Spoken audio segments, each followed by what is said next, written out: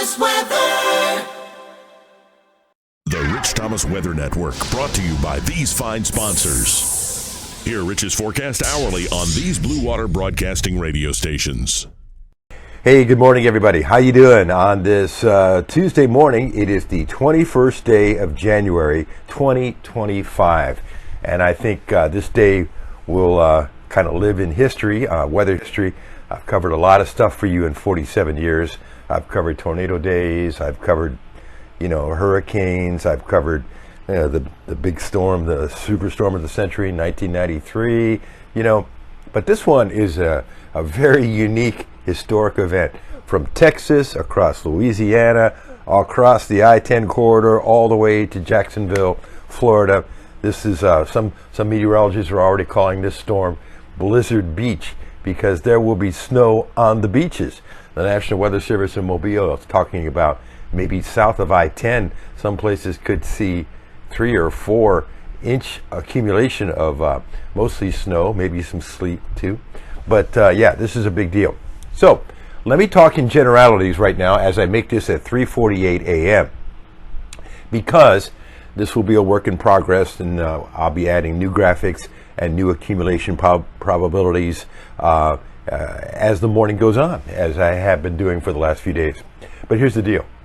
There's already some snow trying to fall in Alabama, but the air is so dry now at the surface that it is drying out before it reaches the ground. So the air is going to have to moisten up before we get any appreciable snowfall here.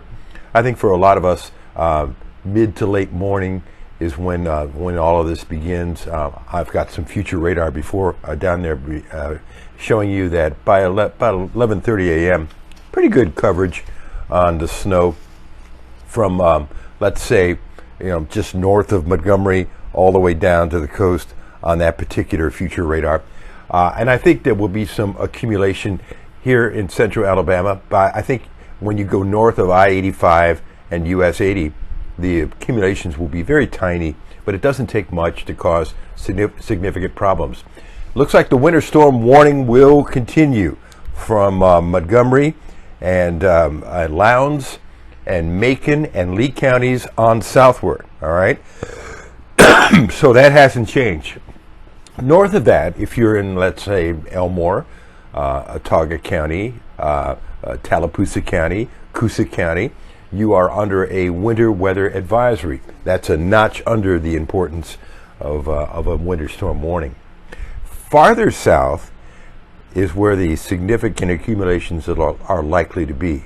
For instance, from Russell, let's say, to Pike County, Butler County, and on southward. That's where accumulations could easily be over 2 inches. Some cases, maybe even 3 inches, perhaps. It's a difficult forecast, and it's going to be mostly snow. I think as you get farther south, there's going to be some sort of mixture of maybe some sleet as well. I think the Mobile area will see a significant snowfall. I think the Pensacola area will. I think New Orleans will. I think some parts of southern Louisiana could see 5-6 inches of snow. So this is going to be very historic. Now, here in central Alabama, travel conditions will be going downhill as we get into the afternoon. I've lowered the expected high to about 32, 33 here in the Montgomery area. So there may be some melting of the roadways this afternoon where the roads are just wet. However, I think whatever is left as far as wetness on the road will refreeze tonight.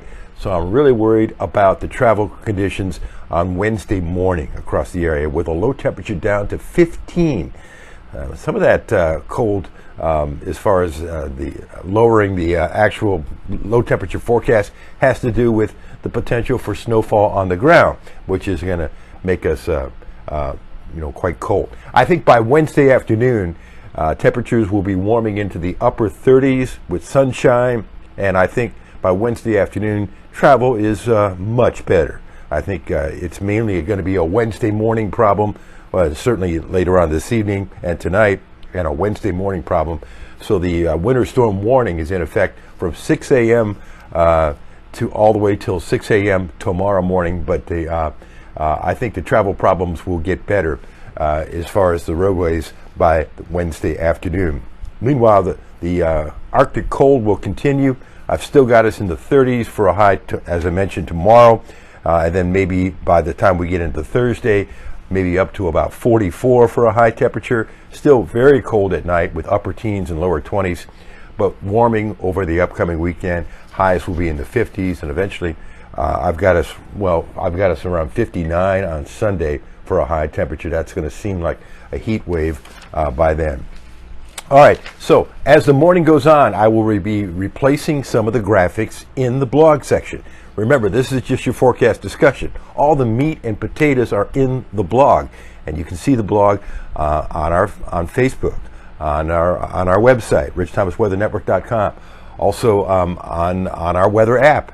And our weather app is going to be your best friend over the next few days because it's going to give you instant push notifications for any winter weather alerts. You'll be able to see radar, future radar, all my posts as well, plus the hourly forecast, 10-day forecast, and a whole lot more. It's free in the App Store. Just search Rich Thomas Weather. And it's going to be a great companion to you during this winter weather situation. All right, those are the generalities. All the details are in the blog. All right, check that out, and the blog will be freshened up as the morning goes on with new information. Whenever new information comes in, I'll get rid of the old and put in the new. All right, this morning I'll be live on the radio, at least for a little while. I've got a doctor's appointment, ironically, this morning, but at least for a little while I'll be live on the radio on News Talk 93.1, and of course, again, this afternoon, starting at 3 with Greg, we'll have some updates as well. All right, have a good one, and stay up to date on our weather app and on our weather blog, and I'll see you later.